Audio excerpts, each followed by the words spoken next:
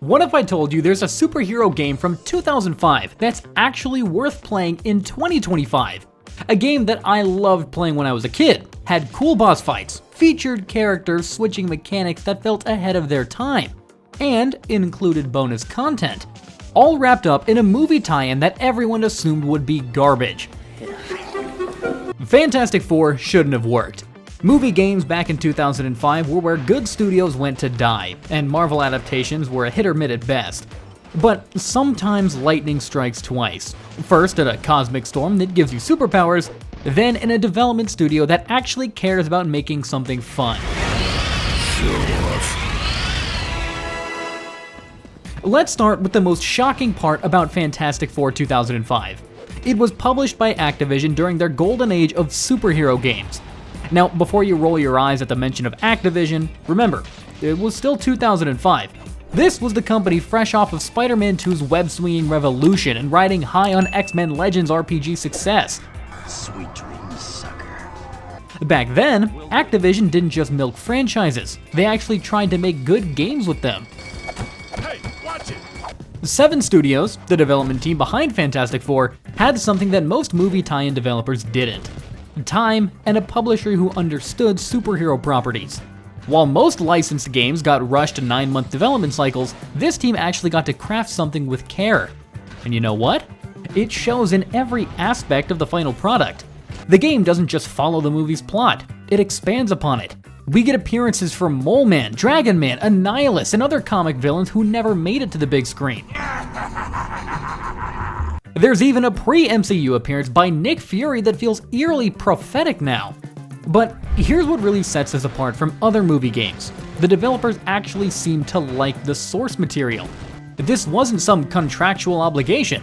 It was a love letter to the Marvel's first family wrapped in a surprisingly competent action game. Now, most movie tie-in games just copy and paste the film's plot and call it a day. Fantastic Four decided to actually improve the story. The game opens with a clever framing device. Our heroes are already beaten and broken, facing down Dr. Doom. Then it flashes back to show us how we got there. It's a simple narrative trick, but it immediately creates tension that the movie never managed. What follows is the origin story that we all know. Cosmic storm, superpowers, Ben Grimm becomes a Rocky boy, but with comic book flavor that the film desperately needed. This better be a hell of a bad dream.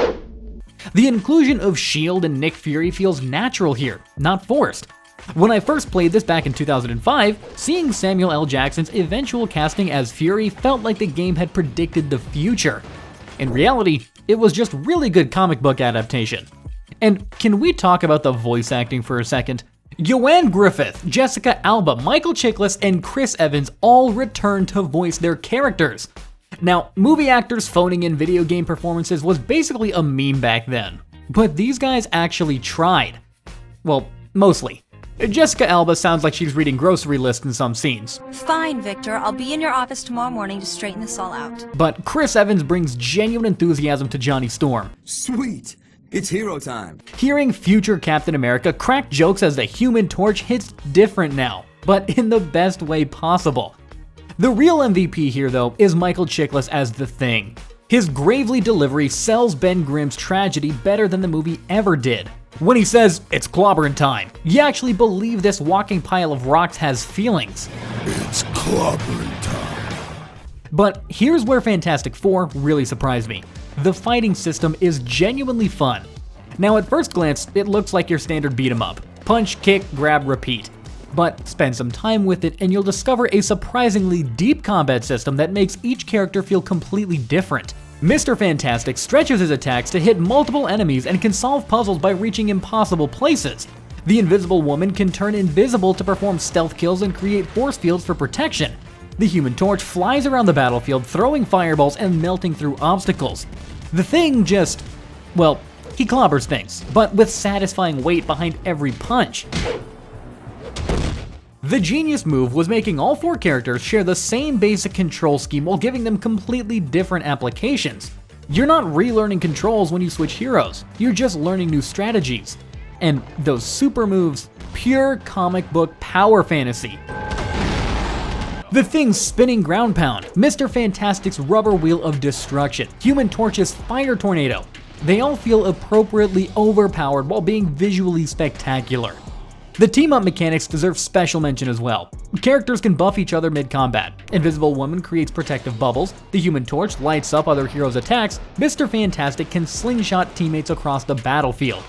It's simple, but effective, making you feel like you're controlling an actual team rather than 4 individual characters. But what really impressed me was how the difficulty scales with your character mastery. Early fights are straightforward button mashers, but later encounters require you to understand each hero's strengths and switch between them strategically.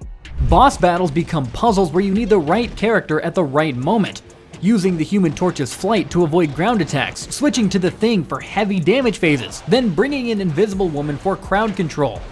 It's not revolutionary by any means, but it's competent in a way that most licensed games simply aren't. The cosmic rays have altered our DNA somehow. And let's address the elephant in the room. This is a 2005 PlayStation 2 game based on a movie that wasn't exactly beloved. Technical excellence wasn't exactly expected. But here's the thing, Fantastic Four actually looks pretty decent for what it is. The character models are solid with good animation work that brings each hero's power to life. Mr. Fantastic's stretching effects are convincing. Human Torch's fire looks appropriately flashy, and the Thing moves with believable weight. The environments range from generic city streets to genuinely creative set pieces like the underground shield base in the cosmic finale. Nothing groundbreaking, but competent across the board. Where the game really shines though is in its attention to comic book details. The Ultimate Fantastic Four bonus costumes, the F4 tokens hidden throughout levels, the Stan Lee interviews, these weren't required features, but they show a development team that actually cared about the property. The sound design deserves special credit as well. Those licensed songs from Taken Back Sunday, Go Betty Go, The Explosion, and Jurassic 5 weren't just random additions. Each track was specifically created for its corresponding character. Clobberin' Time by Jurassic 5 is genuinely catchy, and hearing it during Thing gameplay sections never got old.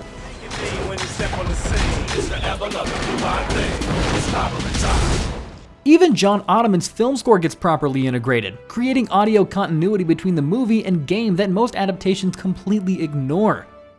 What really elevates Fantastic Four, though, above typical movie tie-ins is how much extra content got packed into this thing. The F4 tokens scattered throughout each level unlock arena combat modes, basically survival challenges that test your mastery of each character's moveset. It's very simple, but very addictive, giving you reason to replay levels beyond just finishing the story. Then, there are the difficulty-based unlocks. Complete the game on normal, and you get access to Ultimate Universe bonus levels set in Latveria. These aren't just palette swaps, they feature different costumes, voice actors, and storylines pulled straight from the comics. It was Doom's escape pod. The missile has been secured. The upgrade system, while basic, adds meaningful progression. Currency earned from combat and exploration can be spent on new combos and enhanced super moves. Nothing complex, but enough to make character growth feel rewarding. And can we talk about the co-op? 2-player local co-op in a superhero game was still relatively rare in 2005. The fact that it works smoothly and technically enhances the experience puts this ahead of many modern games that still struggle with cooperative play. The only real missed opportunity was limiting co-op to 2 players when we've got 4 heroes and 4 controller ports. But that's more of a what could have been than a serious criticism. Easy, big man. I'm just saying you really rock. But here's where things get interesting. Fantastic Four 2005 was basically a prototype for Marvel Ultimate Alliance. The character switching mechanics, the team-up attacks, the superhero roster management, it's all here in simplified form. Ultimate Alliance gets all the credit for perfecting the formula, but Fantastic Four laid the groundwork. The game sold 320,000 copies and generated over $16 million in revenue. Not bad for a movie tie-in that most people ignored, but more importantly, it proved that superhero team games could work when done with care and attention.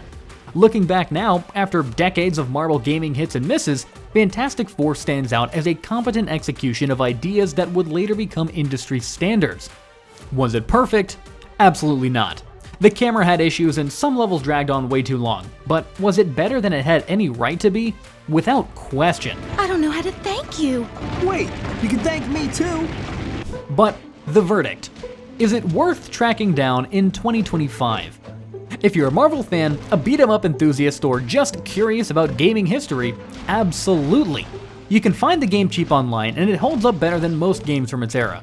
But more importantly, it serves as a reminder of what movie tie-in games could be when developers actually care about making something fun instead of just meeting a release deadline. So here's to 7 Studios and their unlikely success story. Here's to Activision when they still took risks on licensed properties. And here's to Fantastic Four 2005, the movie game that dared to be actually decent. So, what do you think about Fantastic Four 2005? Have you played it, or does this make you want to track down a copy? Also, what's your favorite forgotten superhero game that deserves more recognition? Let me know down in the comment section below, and don't forget to like and subscribe for more deep dives into gaming's hidden gems. Be sure to hit that notification bell so you don't miss when I cover more underrated classics that time forgot. Thanks for watching, and remember, it's clobbering time!